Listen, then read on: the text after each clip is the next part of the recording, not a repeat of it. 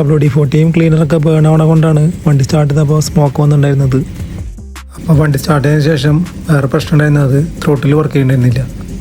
അപ്പോൾ വിചാരിച്ച പോലെ തന്നെ TPS പ്രശ്നമാണ്. അപ്പോൾ ഇത് ഓൾറെഡി ഡാമേജ് ഉണ്ടായിരുന്നു. മുമ്പ് ആരോ പണി പഠിച്ചതാണ് അതുമേ.